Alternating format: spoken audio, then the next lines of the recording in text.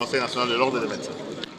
C'est beaucoup plus l'activité de la relance des activités du cinquantenaire, la récupération de l'hôpital cinquantenaire par les gouvernements congolais.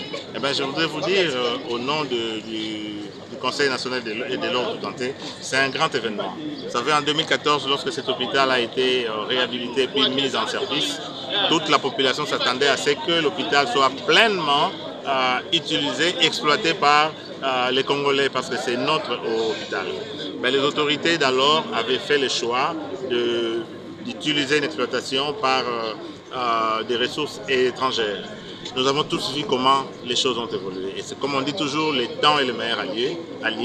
Et on s'est rendu compte que finalement, ce n'était peut-être pas une bonne décision, pour ne pas dire ce n'était pas une bonne décision.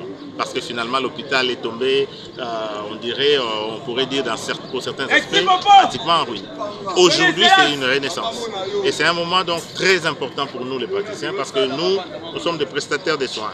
Et donc, plus nous avons des hôpitaux, mieux ça vaut. Et plus nous avons des hôpitaux équipés, relevés comme celui-ci du troisième, un hôpital tertiaire, mieux c'est important pour nous. Et plus nous avons un hôpital qui peut prendre en charge nos patients et surtout aussi dans le cadre de la maternité gratuite, tel que nous avons vu, visiter l'hôpital, 22 couveuses, un grand hôpital, un grand espace lié à la gynécologie obstétrique et donc à l'activité de l'accouchement, mais c'est quelque chose d'extrêmement important. Au-delà de cela, tout ce que cela peut offrir comme soin, chirurgie à cœur ouvert directement opérationnel, comme m'a dit le coordonnateur en charge de la relance des activités de cet hôpital, et tout ce qu'il y a comme offre de soins ici, c'est extrêmement important. Et donc pour nous, aujourd'hui, 22 décembre, c'est vraiment une renaissance et c'est un grand moment pour les prestataires de soins et pour notre population.